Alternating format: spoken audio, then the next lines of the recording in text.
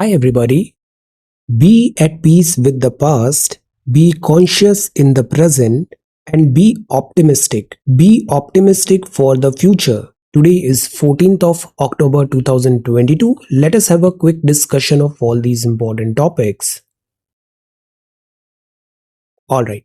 So this is Telegram quiz. Every day in morning we are having 5 such multiple choice questions. Join. This is quiz number 160. Jay Prakash Narayan ji was associated with the party Congress Socialist Party. Congress Socialist Party. Who of the following presided over the Haripura session of the Indian National Congress? The answer is Subhash Chandra Bose ji. Who became the president of the Indian National Congress after the resignation of Subhash Chandra Bose ji? So Haripura session में सुभाष चंद्र बोस जी ने difference of opinion के कारण resign किया था. उसके बाद राजेंद्र प्रसाद जी को chairman this Indian national Congress का प्रेसिडेंट बनाया गया था. Who was the British Prime Minister of Britain during Second World War? The answer is Winston Churchill. The Congress ministries in all the provinces resigned in the year 1939 because India को World War II में push कर दिया गया था. तो as a protest Congress ministries ने यहाँ पर रिजाइन किया था. तो ये आंसर्स हैं यस्टरडेज क्वेश्चंस के. आज के सवाल है, in the individual satyagraha Vinoba Bhave ji was chosen as the first satyagrahi but who was the second कौन था? Which one of the following is not true about the Cripps mission? Cripps mission के बारे में इनमें से क्या सही नहीं है?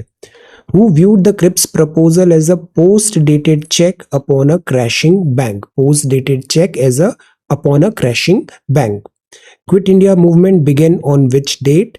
Quit India movement was launched in response to which proposal or which plan? So ये सवाल है आज के लिए. और आज की वोकैबुलरी है स्मैटरिंग. स्मैटरिंग का मतलब होता है अल्प ज्ञान, सुपरफिशियल नॉलेज है ऑफ अ लैंग्वेज और सब्जेक्ट. मीड का मतलब होता है अ डिजर्व्ड शेयर और रिवॉर्ड, पुरस्कार, रिवॉर्ड, अवार्ड, प्राइज. स्टिंगी है, कंजूस है, पार्सिमोनस है, niggardly, penny pinching, like that. So that is कंजूस. हिलैरिटी का मतलब होता है दैट इज आनंद, extreme amusement specially when expressed by laughter. Bungler का मतलब है भूल करने वाला, a person who habitually bungles, amateur. सो ये वोकैबुलरी वर्ड्स हैं आज के लिए. If you come across any other important word, write down that word along with its meaning in the comment section down below. Then this is CSAT. This is question number 1. Try to answer this question. इनमें से कौन सा statement correct है? और यहाँ आपको indicate करना है next pattern. Which one of them indicates the declining population? Declining population. Then this is 14th of October का. These are the two questions. पहला सवाल है स्तूपा आर्किटेक्चर. सो हमने द्रविड़न कर लिया, हमने नागारा भी कर लिया. अब आप बताइए स्तूपा आर्किटेक्चर पे. Stupa architecture, Buddhism. Stupa architecture हम देखते हैं NCERT, again art and culture 11th में बहुत अच्छे डायग्राम्स बने. उसको आप देखो कि इसके डिफरेंट फीचर्स क्या होते हैं, इन स्तूपा का सिग्निफिकेंस क्या है. So prepare a short note on stupa architecture. This is again very relevant and इससे सवाल आते हैं. Prepare the political map of India. Identify all the 28 states and 8 UTs along with their capitals. This is again a very high yielding question. इस एक सवाल से ऐसे मिलते जुलते बहुत सारे सवाल आपके प्रीलिम्स के भी और मेंस के भी रेडी हो जाएंगे. आपको इंडिया की ज्योग्राफी बहुत अच्छे से आनी चाहिए, पॉलिटिकल ज्योग्राफी, कि आपको से कोट्टायम से कोहिमा जाना है तो कितने राज्यों को गो थ्रू करके जाना पड़ेगा, या फिर उत्तर प्रदेश के कितने जो दूसरे राज्य हैं वो बॉर्डर शेयर करते हैं. Answer. So this is again very relevant. Political map of India बताइए और जितने भी 28 राज्य और 8 यूटीज हैं उनको आइडेंटिफाई करिए along with their Capitals. Okay, so this is question number 2. इन दोनों के आंसर्स आप इस वेबसाइट पे सबमिट कर सकते हैं. The address is srajanindia.1. Okay, और आज 11th of October के जो सबमिशंस हैं, सी ऐसे कितने अच्छे सबमिशंस आ रहे हैं एंड इतने अच्छे से सारे स्टूडेंट्स यहाँ पे वर्क कर रहे हैं. आप भी ज्वाइन करो, आपको बहुत बेनिफिट मिलेगा. This community is really good, very qualified. So आप इसको ज्वाइन करो, आपको बहुत बेनिफिट मिलेगा. Okay, so this is 14th of October के 2 सवाल. अब हम सोशल मीडिया अपडेट देखते हैं. तो लाला हरदयाल जी के बारे में आज जानते हैं. लाला हरदयाल जी एक स्कॉलर थे, रिवॉल्यूशनरी थे, फ्रीडम फाइटर थे. आपने अपनी लाइफ डेडिकेट किया था to the abolition of colonial rule in India. Colonial rule, freedom fighter. आप फाउंडिंग मेंबर थे गदर पार्टी के फाउंडिंग मेंबर थे। आपने मोबिलाइज किया था इंडियन डायस्पोरा को, Indian diaspora, encourage them to join the freedom movement. क्या आप बता सकते हो कि किस कंट्री की डायस्पोरा को मोबिलाइज किया था इन पर्टिकुलर? लाला हरदयाल जी ने किस कंट्री में इनका एरिया ऑफ ऑपरेशन था? Answer. So remembering the Indian revolutionary Lala Hardayal ji on his birth anniversary. ये दूसरा बहुत अच्छा सवाल है, मिनिस्ट्री ऑफ कल्चर ने बताया है, पूछा है, match the Indian scientist with their discovery. Indian scientist है और ये सारी डिस्कवरी है। आपको बताना है प्रफुल्ल चंद्र रे साहब ने क्या डिस्कवर किया, जगदीश चंद्र बोस जी ने, सीवी रमन जी ने और मेघनाथ साहा जी ने। रमन इफेक्ट है, मर्क्यूरस नाइट्राइट है, थर्मल आयोनाइजेशन थ्योरी है, this is crescograph. So try to answer this question, match करिए इनमें से क्या करेक्ट है। देन हम जानते हैं भागिनी निवेदिता जी के बारे में। तो आप आयरलैंड की मार्गरेट एलिजाबेथ थी, नोबेल स्वामी विवेकानंद जी के विचारों से प्रभावित होकर भारत आई थी और आपको नाम दिया भगिनी निवेदिता का नाम दिया। जो देश का स्वतंत्रता आंदोलन था उसमें आपका अहम योगदान था। सो दिस इज स्वतंत्रता आंदोलन, फ्रीडम फाइटर। अभी आईएमएफ ने रिपोर्ट रिलीज किया है किन कंट्रीज का क्या ग्रोथ रेट होने वाला है। So look at this number, overall world में रिसेशनरी टेंडेंसी है और मोस्ट जो मेजर इकोनॉमीज है वहां स्लो डाउन देखने को मिला है। जैसे यूके 0.3 है, ब्राजील 1 है, यूएसए 1, 1.5, 1.6, 3.7, 4.4 और इंडिया का हाईएस्ट है 6.1%। तो India is kind of like a bright spot, but हमें कॉम्प्लासेंट भी नहीं होना है, हमें प्रिपेयर्ड रखना है, हमारे मैक्रो इकोनॉमिक फंडामेंटल स्ट्रॉन्ग होने चाहिए बिकॉज विंटर इज कमिंग। तो दिस इज इंडिया 6.1%। देन खिलौनों के लिए कल हमने पढ़ा था ना टॉयकाथॉन, खिलौनों के लिए प्रसिद्ध कंघेई जात्रा मेला कहाँ लगता है? राजस्थान, तमिलनाडु, पंजाब, उड़ीसा। आंसर। देन आज हम जानते हैं बोटेनिकल सर्वे ऑफ इंडिया के बारे में। तो व्हाट इज बीएसआई? बीएसआई एक एपेक्स रिसर्च ऑर्गेनाइजेशन है under MOEFCC, government of India. ये टेक्सोनॉमिक फ्लोरिस्टिक स्टडी करता है। उनके नाम क्या है? वनस्पति पेड़ पौधे, wild plants resources of the country, उनको एक्सप्लोर करता है प्लांट रिसोर्सेज को। तो इसका लोगो है, this is botanical survey of India.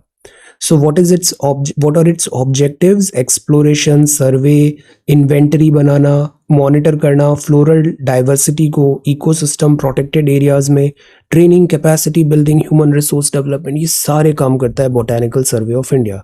तो दिस इज बीएसआई। इस बीएसआई का हेडक्वार्टर कहाँ पर है? Can you tell where is the headquarter of this botanical survey of India? Important question है, इससे प्रीलिम्स में सवाल आए हैं। So this is now the Hindu newspaper, our reference material. This is Indian Express Delhi edition, again our reference material. Prelims 2023 course चल रहा है और इसमें हम अभी इंडियन पॉलिटी पढ़ रहे हैं। इंडियन पॉलिटी, इसका आपने बोला था डिटेल में बताने का, तो एक रफ ड्राफ्ट है, इतनी सारी चीज़ें मोटा मोटा हम करने वाले हैं। सी, तो इंडियन पॉलिटी में हमने फर्स्ट 5 चैप्टर्स पढ़ लिए हैं, बहुत अच्छी पेस है हमारी। यूनियन एंड इट्स टेरिटोरी, और इस पे बेस्ड 2 टेस्ट भी हो गए। So if you want to join the course, join it. Join करने से क्या होता है? इकोनॉमिकली सस्टेनेबल होता है चीज़ें। अगर हमें और एक्सपैंड करना है, चीज़ों को बढ़ाना है, तो you need resources and fee is nominal. So if you like these classes, formally join the course, okay. See, और जो भी इसमें जितना भी ग्रोथ एंड डेवलपमेंट होगा, it will all come back to you only, this is how हमें इसको sustainable रखना है, ओके। सो आज हम द हिंदू और इंडियन एक्सप्रेस को हम देखेंगे एंड ऑल राइट। तो लक्ष्मीकांत का आज हम चैप्टर नंबर 6 पढ़ेंगे, chapter number 6 citizenship. Now let us come to the Hindu newspaper. तो जो पहला न्यूज़ है, फर्स्ट न्यूज़ है, वो है supreme court delivers split verdict on Karnataka हिजाब ban. See, the 2 judges on the bench had divergent opinions on the ideas of secularity, freedom of expression, and the effect of the ban on education of girls. Case will now be heard by a larger bench. Before we talk on this matter, हमें एक चीज़ और देखना है। वो चीज़ जो word होता है, अगर हम ऑब्जेक्टिवली इसको देखें तो एक वर्ड होता है यूनिफॉर्म का मतलब क्या होता है? एक कोई भी इंस्टीट्यूशन है, वहाँ सब बराबर है, सब समान है, दैट इज कॉल्ड यूनिफॉर्म। तो जैसे फौज की बात करें, फौज में बहुत सारे विमेन कैंडिडेट्स अभी ऑफिसर्स बन रहे हैं। तो जब आप फौज के ऑफिसर्स बनते हो, you have to wear a uniform, you have to wear a certain uniform. आप लोग सिविल सर्विसेज की तैयारी कर रहे हैं, सिविल सर्विसेज की तैयारी करेंगे, आप आईपीएस बनते हैं, आप आईपीएस ऑफिसर बनेंगे। आईपीएस ऑफिसर बन के आपको एक पर्टिकुलर यूनिफॉर्म खाकी पहनना पड़ेगा। तो this is not about religion, reason etcetera, this is about that institution का डिमांड है, दैट इंस्टीट्यूशन का डिमांड है। तो दैट इज वाई यूनिफॉर्म का कल्चर आता है, यूनिफॉर्म का कल्चर आता है। अब बात आती है स्टूडेंट्स में यूनिफॉर्म का कल्चर क्यों लाया जाए। वो इसलिए लाया जाता है बिकॉज अगर हम एक स्कूल की बात करें, स्कूल में एक बैच है, इस स्कूल के बैच में बहुत सारे अलग अलग बच्चे होंगे, डिफरेंट एज ग्रुप, डिफरेंट से फैमिली बैकग्राउंड के होंगे, डिफरेंट इकोनॉमिक कंडीशंस होंगी, डिफरेंट एरिया ऑफ कंट्री के हो सकते हैं। जैसे फौज का, आई एम फ्रॉम केंद्रीय विद्यालय, तो फौज के केवी में क्या था, पूरे इंडिया का वहाँ पे बच्चे मिल जाते थे आपको, सबका पोस्टिंग्स एटसेट्रा, तो ऑल ओवर इंडिया आपको वहाँ पे स्टूडेंट्स मिल जाएंगे। अब ये सारे स्टूडेंट्स में यूनिफॉर्म नेसेसरी किया जाता है, स्पेशली स्कूल में। वाई? ताकि एक सब में बराबरी का एहसास आए। ये नहीं कि इसकी फाइनेंशियल कंडीशन अच्छी है, दूसरे की नहीं है, तो बच्चों में फिर एक वहम आ जाएगा कि no uniform this in dress. तो द आइडिया इज हम सब पैरिटी लाने की कोशिश करते हैं कि नो मैटर, आप बच्चे न्यूट्रल हैं तो बच्चों को हम पैरिटी लाने की कोशिश करते हैं। तो सभी एक टाइप की यूनिफॉर्म पहनेंगे, सभी एक टाइप की किताबें पढ़ेंगे, सभी एक टाइप के एक स्टैंडर्ड शूज होंगे, स्टैंडर्ड मटेरियल होगा एटसेट्रा। इस तरीके से हम उनको ग्रूम करते हैं। तो यहाँ बात आई थी कि स्कूल्स, कॉलेजेस और जो एजुकेशनल इंस्टीट्यूशन है वहाँ पर अगर कोई रिलीजियस प्रैक्टिस है तो वो वहाँ पे अलाउ करना चाहिए या नहीं करना चाहिए, इस बात पे सवाल उठा। बट अब यहाँ बात ये आती है कि it is not only about parity, it is not only about parity. Particularly हम बात करें तो ये जो पॉइंट था ये सबसे ज्यादा हाईलाइट हुआ, effect of the ban on education of girls, effect of the ban on education of girls. Because आज की डेट में भी पैट्रियार्की इज देयर और गर्ल्स को एजुकेशन अचीव करने के लिए बहुत सारे हर्डल्स को पार करना पड़ता है। तो टेक्निकली ये सारे चैलेंजेस आ सकते थे और गर्ल्स को because of such ban, this is also possibility कि बिकॉज ऑफ दिस पैट्रियार्की और जो सोसाइटी में प्रिवेलेंट जो कंडीशंस हैं उसके हिसाब से ये भी पॉसिबल है कि उनको एजुकेशन का राइट ही डिनाई हो जाए। तो दैट इज वाई इन सब को टोटालिटी में देख के सुप्रीम कोर्ट का ये preliminary, this is Karnataka supreme court का प्रिलिमिनरी डिसीजन है। अब यहाँ दो व्यू पॉइंट है, इन दोनों व्यू पॉइंट के मेरिट्स है, इन दोनों व्यू पॉइंट का एक ऑब्जेक्टिव है। So these two are again very learned honourable जजेस और इनके व्यू पॉइंट्स भी काफी ऑब्जेक्टिव और वैलिड है। सी, जस्टिस हेमंत गुप्ता साहब ने बोला, ऑनरेबल जस्टिस हेमंत गुप्ता साहब जज ने कहा, the right to express herself by wearing a hijab stops at the school gate. Freedom of expression guaranteed under Article 19(1)(a) does not extend to the wearing of this headscarf. And then Justice Sudhanshu Dhulia साहब ने कहा, wearing a hijab should be simply a matter of choice. It may be the only way her conservative family, see, ये मुद्दा आ रहा है कि it may be the only way her conservative family will permit her to go to school. तो ideal case में ये एक bottleneck नहीं होना चाहिए, बट ये चैलेंजेस हैं, प्रैक्टिकल चैलेंजेस हैं, and in those cases her hijab is her ticket to education. So that is why जो यूनिफॉर्म का मैंने आपको कॉन्सेप्ट बताया उसको इस एंगल से भी देखने की जरूरत है। अब सी, Supreme Court on Thursday delivered a split verdict on whether Muslim students should shed their hijab at their school gates. तो जस्टिस हेमंत गुप्ता साहब ने कहा, apparent symbol of religious beliefs cannot be worn to secular schools maintained from state funds. School है, उस school के नियम है, school की यूनिफॉर्म है, सारे बच्चे एक जैसे हैं। सो ये वहाँ का वर्किंग स्टाइल है। जस्टिस साहब ने कहा, security means uniformity manifested by a parity among students in terms of uniform. तो यूनिफॉर्म का मतलब भी यही होता है कि यूनी सब बराबर, यूनिफॉर्म, तो parity among students in terms of uniform. Justice Gupta held that adherence to uniform was a reasonable restriction to free expression. The discipline reinforced equality. तो जैसे एक डिसिप्लिन भी होता है, कुछ इंस्टीट्यूशंस हैं वहाँ पे, जैसे बियर्ड रखने पर भी एक दिस होता है, एक वहाँ पर दिस डिसिप्लिन में वो आ जाता है वहाँ पे। सो वो वहाँ के रूल्स हैं, अकॉर्डिंगली इंस्टीट्यूशन के रूल्स हैं। So state had never forced students out of state schools by restricting this. The decision to stay out was a voluntary act. ये मुद्दा बढ़ा तो यहाँ पे इन्होंने ये बात बताया। वियरिंग और not wearing a hijab to school was ultimately a matter of choice, ये भी यहाँ पे धुलिया साहब ने बताया। तो सबसे इंपॉर्टेंट चीज है वो ये है कि हमें इस कॉन्टेक्स्ट में इस मैटर को समझना चाहिए कि her hijab is a ticket to education, जो यहाँ पे इन्होंने ये स्टेटमेंट दिया। सो दैट इज वाई इस व्यू पॉइंट से इस पूरे एंटायर दिस जो डेवलपमेंट है इसको समझने की यहाँ पे कोशिश किया गया। Okay, so the idea is, are we making the life of a girl child any better by denying her education merely because she wears a hijab? All the petitioners want is to wear a hijab.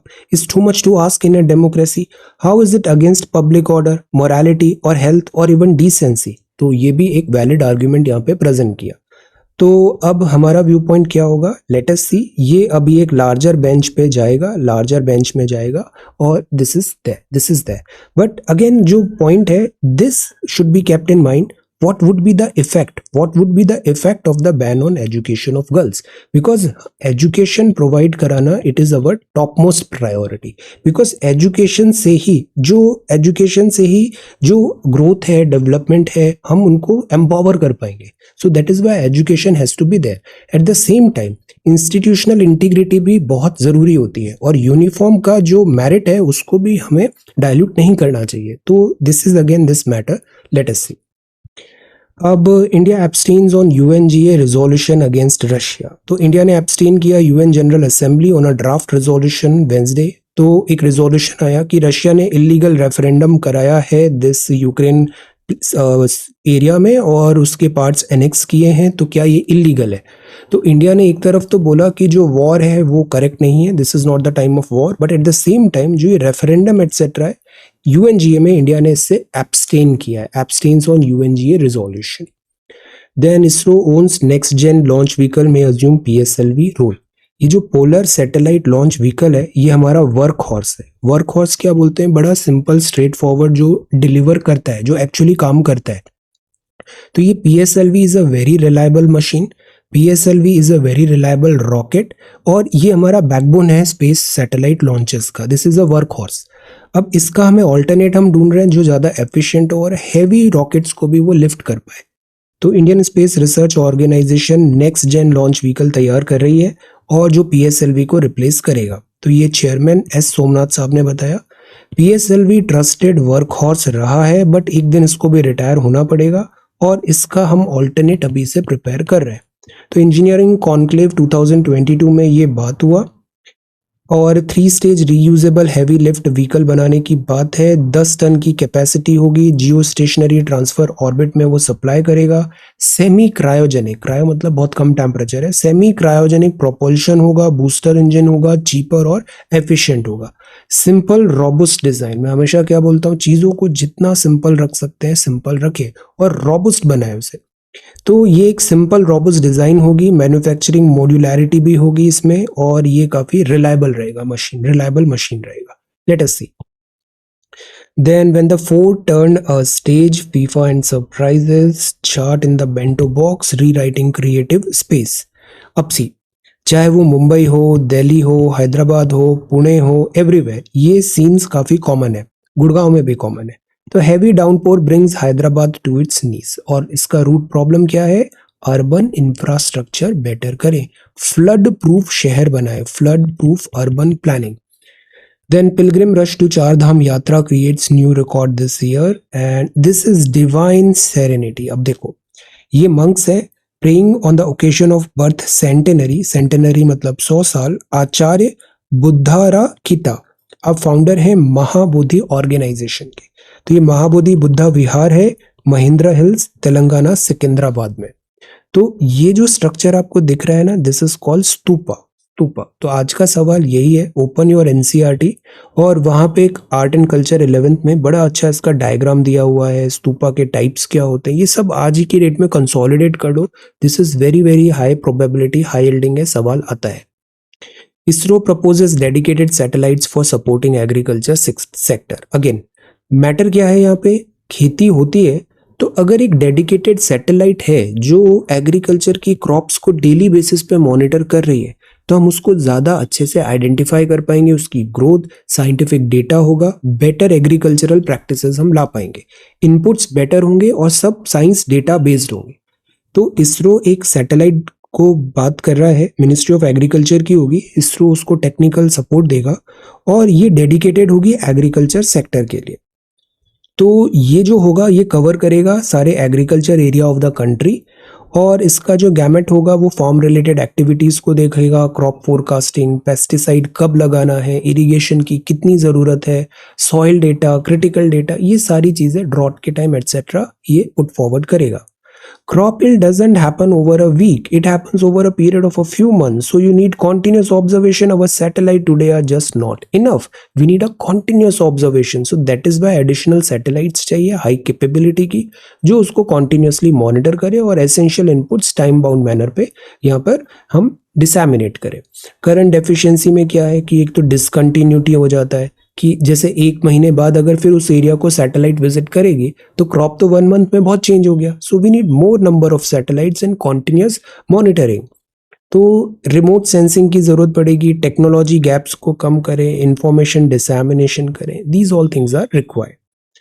Then this is split over with hijab. Let us wait for some time. Editorial में भी same यही चीज़ लिखा हुआ है कि constitution, Indian constitution जो बताता है वो बताता है freedom of religious practices as well, but at the same time जो इंस्टीट्यूशंस है, इंस्टीट्यूशंस की जो सैंक्टिटी है वो भी पैरामाउंट है। और द आइडिया इज जैसे हमारे यहाँ यूनिफॉर्म सिविल कोड भी है, यूनिफॉर्म सिविल कोड भी आर्टिकल 44 कॉन्स्टिट्यूशन में लिखा हुआ है। सो द आइडिया इज ऐसा कैसे हम वे फॉरवर्ड करें कि एक पैरिटी भी हो, इंस्टीट्यूशनल यूनिफॉर्मिटी हो, इंस्टीट्यूशनल सैंक्टिटी भी मेंटेन हो और हमारा प्रोग्रेसिव फॉरवर्ड लुकिंग अप्रोच रहे। और एट द सेम टाइम ऐसा नहीं हो कि हम किसी गर्ल चाइल्ड को यहाँ पर एजुकेशन डिनाई हो जाए वहाँ पे। तो दैट इज़ वाई यहाँ पे बहुत थॉटफुली और सेंसिबली हमको इसको आगे इसको डिसीजन होना चाहिए। लेट अस सी बिगर बेंच अब क्या डिसीजन लेता है। See in the interest of unity, equality and public order, very important line, interest of unity, equality and public order, this is important. तो रीजनेबल अकोमोडेशन होना चाहिए, this is reasonable accommodation is required, should be the course as long as the this religious does not detract from the uniform. Let us see इसमें अब honourable this well qualified जजेस क्या decision लेते हैं।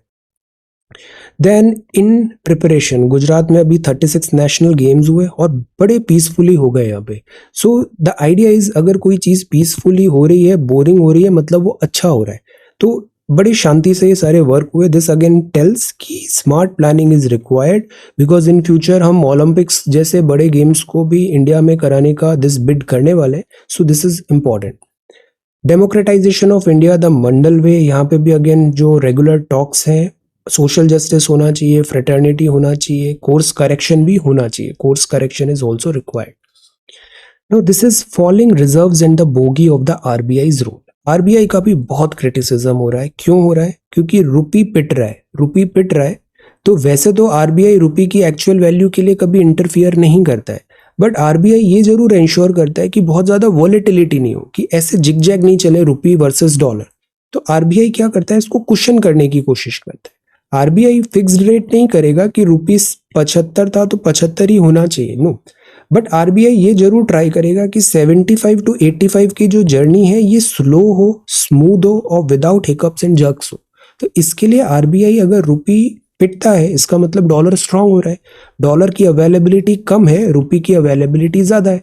तो dollar की availability कम है तो डॉलर की डेफिशिएंसी हो रही है, डेफिसिट डॉलर कम है तो डॉलर की प्राइस बढ़ रही है, रुपी के डिमांड ज्यादा आ रही है।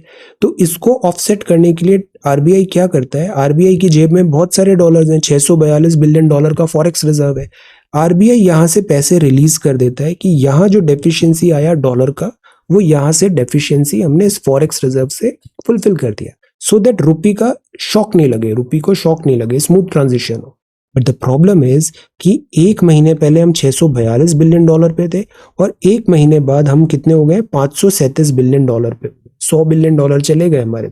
तो इससे अब आरबीआई पे हो रहा है कि ऐसे तो प्रेशर आ जाएगा, प्रेशर आ जाएगा बिकॉज आगे तो अनसर्टेनिटी और है, अभी रेसेशनरी 2023 टेंडेंसीज भी हैं। सो आरबीआई को क्या एक्चुअली यहाँ पर इतना फॉरेक्स रिजर्व के हिसाब से रुपी को कुशन करना चाहिए या नहीं करना चाहिए, ये पूरा आर्ग्यूमेंट है।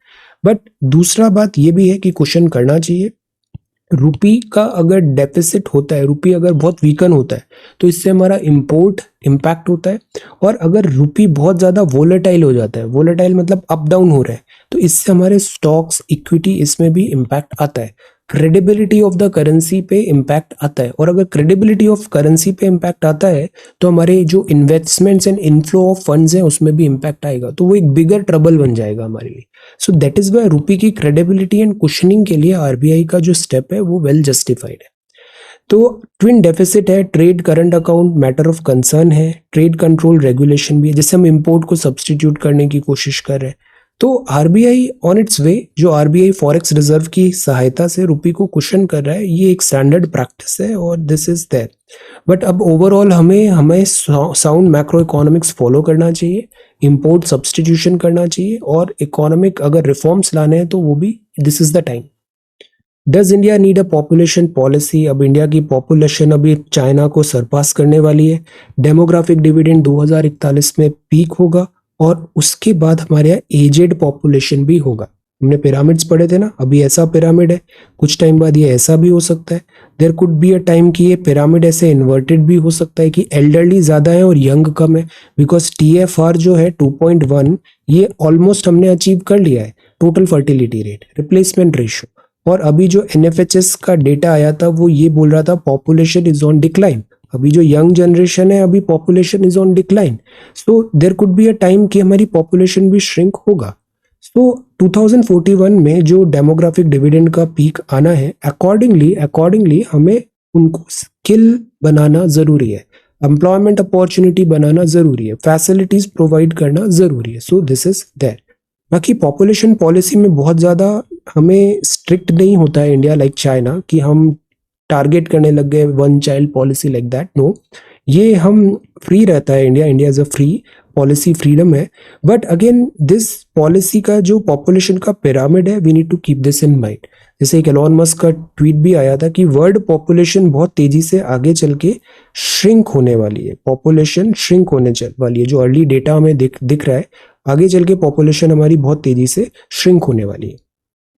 Then an age old canvas for new art. So see, ये है, इनको क्या बोलते हैं? कैन यू टेल कि ये कौन सा ट्री है? What is this tree? और ये जो ऐसे यहाँ पे दिख रहे हैं, what are these called? Can you answer? What are these called? Okay, this is a tree, which tree, and these are called what?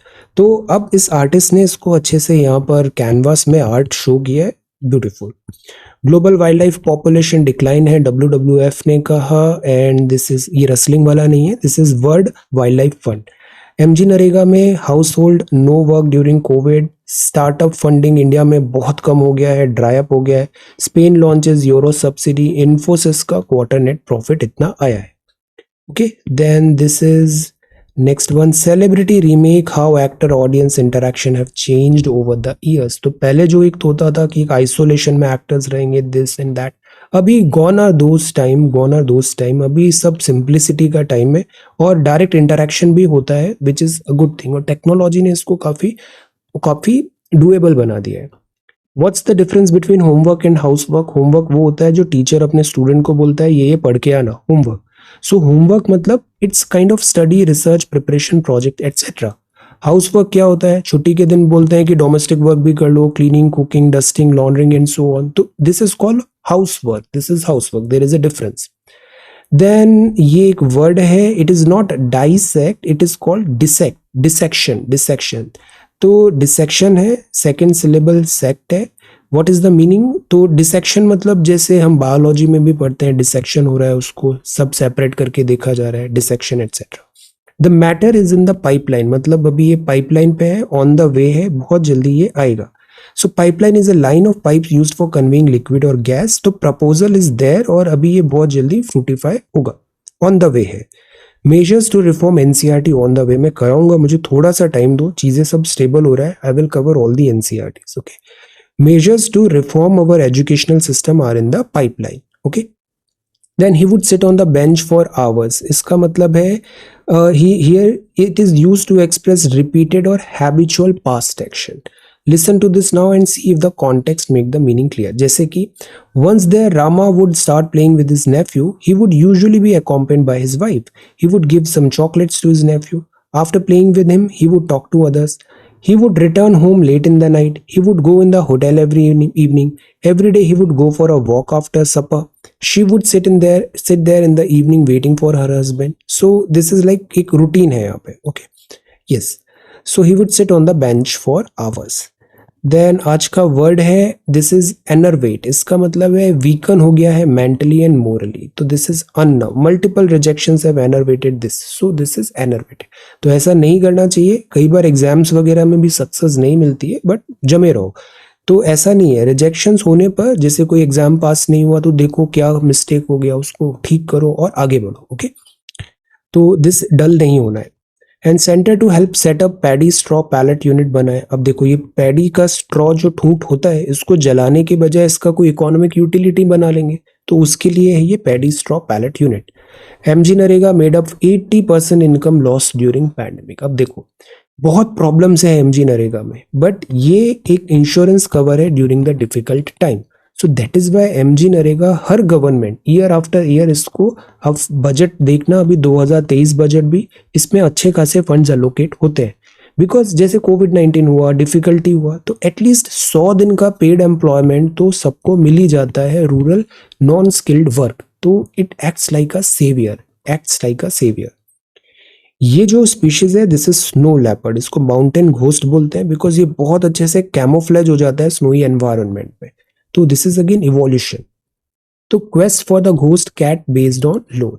तो अरुणाचल प्रदेश में इसकी तलाश है नामधापा नेशनल पार्क में और this is Changlang district of Arunachal Pradesh में.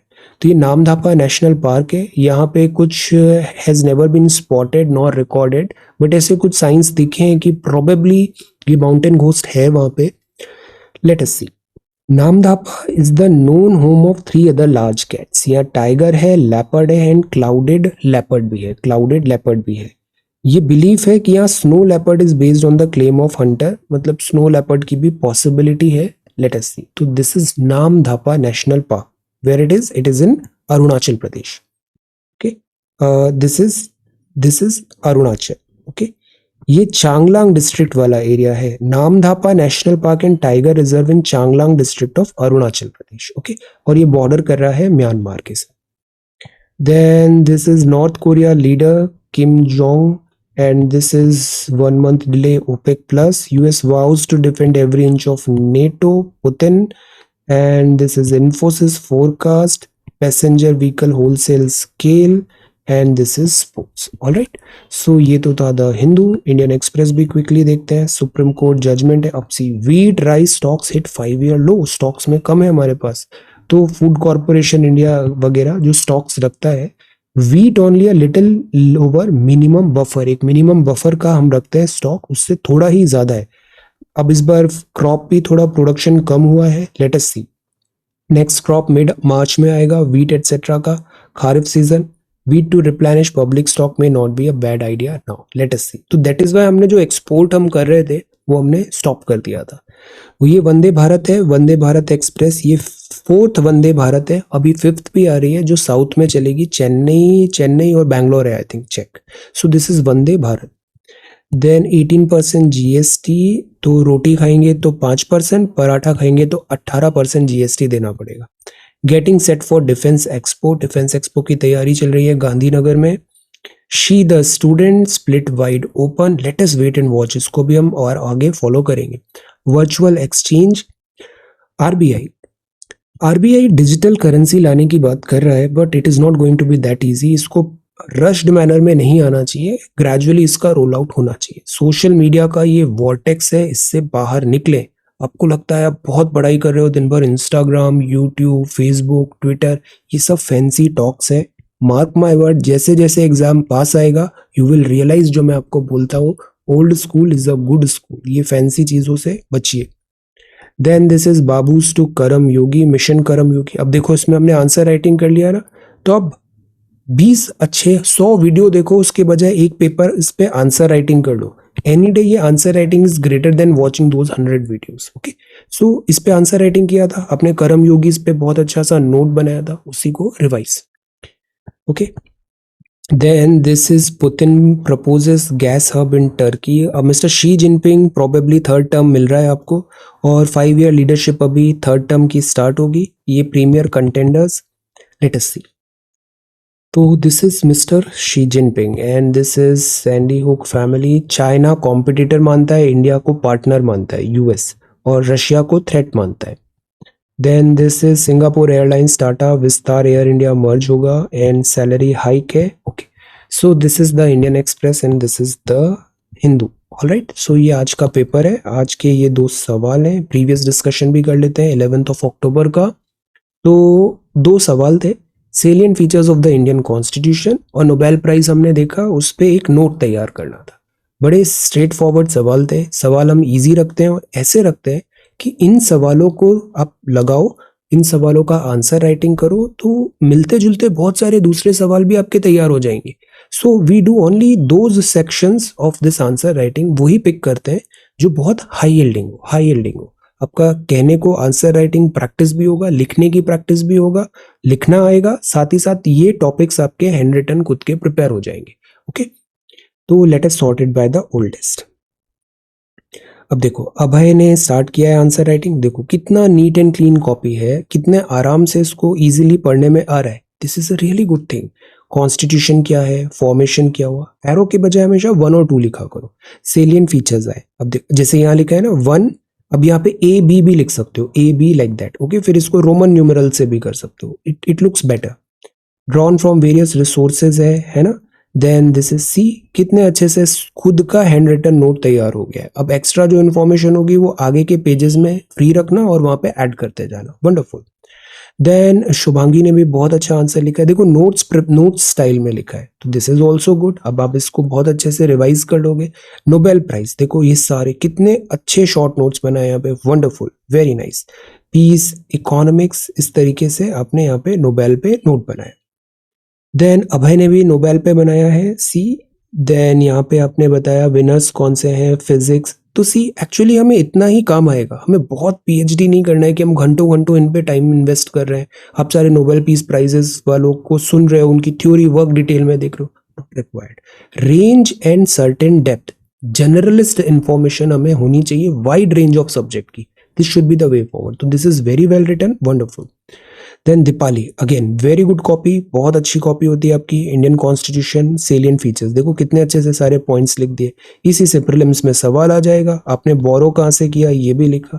तो व्हाट शी डिड, उसने पूरा अच्छे से कंसोलिडेट कर लिया इस चैप्टर को नोट्स के थ्रू. ये तरीका है आंसर राइटिंग का, वेरी नाइस. नेहा ने भी कितना अच्छे से लिखा. देखो सेलियंट फीचर्स बताए. अब देखो ये कितने अच्छे से रिवीजन हो जाएगा. ये सारे नोट्स पन्ने पलटाने हैं, सारा आपका कंसोलिडेट हो जाएगा. पार्लियामेंट्री, जुडिशियल, सेक्युलरिज्म, सी सारा चैप्टर प्रिपेयर हो गया. This is a very efficient way of studying. Okay, it's all right. ये आपने बहुत अच्छा लिखा है. This is very good. आप बहुत अच्छा काम कर रहे हो Neha. I am very happy, very proud of you. Satendra, this is really good. See Satendra भी बहुत अच्छा आंसर लिखता है. सी 18 प्रमुख विशेषताएं संवैधानिक. तो language is not a barrier, where there is a will there is a way. Hindi English इतना सबको समझ में आता है, उसको लिखो लिखो. वर्ष 2022 हो गया. सी, अब देखो टैबुलेट कर दिया यहाँ पे. अब चीज ये किसी भी एग्जाम में पूछेगा आपका सही हो जाएगा ये. Very nice. Then Nandini, this is again really good. तो हमारे पढ़ाई करने का तरीका ही यही है. हम स्पून फीडिंग नहीं कर रहे हैं और लाइक अपीजमेंट नहीं है. This is not appeasement. We do the things जिससे सिलेक्शन हो, जिससे एक्चुअल सिलेक्शन हो, आपका एक्चुअल एग्जाम में वो काम आए. Okay, this is Nandini. और बिकॉज वो ही हमारा पर्पज है. आप यहाँ पे खुश होने के लिए नहीं आए. You are here to clear the exam and this is the way. आप वर्क करो, मेहनत करो, उस पर लिखो, आपको बहुत फायदा होगा. This is a very old school, tried and trusted method. Okay, देखो कितना अच्छे से डीपीएसपी लिख दिया. Very nice, very good, very good. Aditi, this is again very nice. See कितना अच्छा है ये पूरा, सारे फीचर्स आ गए. आपका लक्ष्मीकांत दिस चैप्टर भी रिवाइज हो गया. Wonderful, very nice. Then this is good, very good. Single citizenship, 3 tier. फिर नेहा ने बताया, this is again good. See कितना लेंथीएस्ट कॉन्स्टिट्यूशन है. सारा चैप्टर रिवाइज हो गया, सेल्फ मेड नोट्स भी बन गए.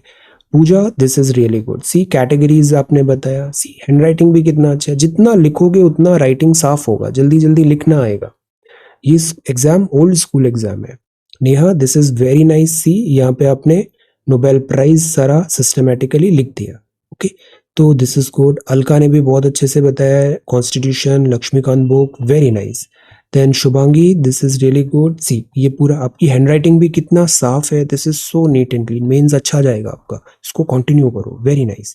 Shubham, very good, quality, consistency, precision, और सब सिस्टमेटिकली अरेंज्ड भी है। ये अभी कितना एक पेज में आपने कंसोलिडेट कर लिया, जब भी कहीं भी कोई भी बात होगी इस पेज को रिवाइज करना है और you are good to go, you will know everything about this Nobel prize, very nice. Shikha, this is really good, salient features बताया आपने, वेरी गुड, आप भी बहुत अच्छा कर रहे हो, वेरी नाइस। सी, ये सारे पॉइंट्स यहाँ पे बता दिए, गुड, और इसका नोबेल प्राइज भी पूरा हिस्ट्री कवर कर दिया। Vimal is back, I am so happy, this is day 1, very good. Indian constitution क्या है, सी, टू द पॉइंट, बड़ा प्रैक्टिकल कॉपी होता है, this is really good, very nice. Shalini, this is again really good, salient features बताए, very nice, सारे points बताए, good. अब इसी से एक एमसीक्यू आ जाएगा, आंसर राइटिंग भी हो गया आपका। तो this is an efficient method to study, this is really good. Once again कितना अच्छे से लिखा है, सेलियंट फीचर्स बताए यहाँ पे, सारे points, very good Shalini. Ratna Priya भी बहुत अच्छे आंसर्स लिख रहे हो आप, सी कितना अच्छे से ये सारा सेलियंट फीचर्स क्या है, गुड, वेरी गुड। और अब इसका एमसीक्यूज भी हमें देखने हैं, बहुत सारे सवाल भी लगाने हैं, okay, very nice. Aditi, this is good. अब ये नोबेल पीस प्राइज हमने 2 पन्नों में कवर कर लिया, wonderful. Deepali, this is good, see आपने भी Nobel prize, very good. Ratna Priya, good. तो इससे क्या हुआ, कंसोलिडेट हुआ। तो ऐसा नहीं करना है कि बस पढ़ते जा रहे हैं, उसको लिख के कंसोलिडेट भी करना है, good. Rashmi, this is really really nice, see features बताए, फ्लेक्सिबिलिटी, तो हमने अच्छे से बुक को पढ़ा, क्लास अटेंड किया और यहाँ पे उसको आंसर राइटिंग भी कर लिया। ये ओल्ड स्कूल है पर बहुत अच्छा स्कूल है ये, जो अपना पढ़ने का तरीका है, this approach is very good. अब आप जैसा एग्जाम पास आएगा ना, आपको इसको रिवाइज करना है, बस दैट्स ऑल। कंसोलिडेटेड रहेगा, क्रिस्प रहेगा आपका, ज्यादा रिवीजन, ज्यादा ओवरलोड नहीं आएगा हमारे पास। रूहानी, इट्स ऑल राइट, कोई बात नहीं, आपने बहुत अच्छा लिखा है, रेड से भी दिस सी पढ़ने में आ रहा है, वेरी नाइस। आप लिखो लिखो, that's the most important thing, आप लिखो, okay, this is very good. See कितना अच्छे से यहाँ पे लिखा, very nice, piece etcetera, good. Then Harjinder ने भी बहुत अच्छा लिखा है, कॉपी कितनी अच्छी हो गई है, this is such a beautiful copy, very good. Fundamental rights, सब नीट एंड क्लीन वर्क है, सिस्टमेटिक, वेरी नाइस। डिम्पल, अब देखो कितना अच्छा टैबुलेट है। तो यही चीज मैं बोलता हूँ आपको ना, सबसे सीखना चाहिए, इस कॉपी में ये अच्छी चीज लग रही है, आप सोचो मेरी कॉपी ऐसी क्यों नहीं हो सकती, वर्क ऑन दैट। तो लर्न एवरी कॉपी से, आपको बहुत सारी अच्छी चीजें सीखने को मिल रही है, these are really good students, आप इनसे सीखो, very nice. Pooja, this is again really good, see कितना अच्छे से सिस्टमैटिकली सारा लिखा है, सारा लिखने से चीजें याद रहती है, okay, very good. Pooja, this is again सारे पॉइंट्स है यहाँ पे, वेरी नाइस। अलका ने भी बहुत अच्छे से आंसर लिखा, सारा सेलियंट फीचर्स कवर हो गए, और कुछ जो इंपॉर्टेंट आर्टिकल्स दिखे हैं वो भी हमें याद होने चाहिए। आरती, टू द पॉइंट कॉपी है आपका, वेरी नाइस, 9, 10, 11, 12, 17 सारे पॉइंट्स आ गए। अफसाना, वेरी नाइस, सी कितने अच्छे से सारे पॉइंट्स बताए, सेलियंट फीचर्स क्या है, DPSP etcetera, very good, very nice. और नोबेल का भी हमने कंसोलिडेशन कर लिया। Ram Naresh, this is again really nice, see कितना systematic, neat and clean work है, लिखो। हम सोचते रह जाते हैं, लिखते नहीं है, जो लिखते हैं वो आगे बढ़ जाते हैं, ओके, तो लिखना बहुत जरूरी है, ये एग्जाम केवल लिख लिख के ही पास हो सकते हैं, this is that important, okay. So ये है आपका कॉपी, और एक न्यू सबमिशन भी है, this is new copy, Kirti की कॉपी है ये, salient features of Indian constitution, Kirti का भी वेरी सिस्टमेटिक, वेरी ऑर्गेनाइज, देखो 267 पेज, वंडरफुल, ये चीज इतना रिवॉर्डिंग होने वाला है ना अभी आपके लिए, वेरी नाइस। लेंथीएस्ट रिटर्न है, तो हमने क्लास अटेंड किया, बुक को पढ़ा, अब उसको हमने जो समझा उसको लिख भी लिया, this is such a good method to study, very good. Fundamental differences, good, very nice. अब इसमें जो एडिशनल चीजें होगा वो लास्ट में एक पेज ऐड करना और उनको भी यहाँ पर लिख लेना, ऑलराइट। तो ये है कल की कॉपीज, इसी तरीके आज भी ये 2 सवाल आप तैयार करो, एक तो स्तूपा और दूसरा political map of India, diagram बनाओ, मैप बनाओ, ओके। और आज ये लाइव क्लास कंटिन्यू होगा, Indian polity chapter number 6। So thank you so much for watching this video, take care, study well and be safe.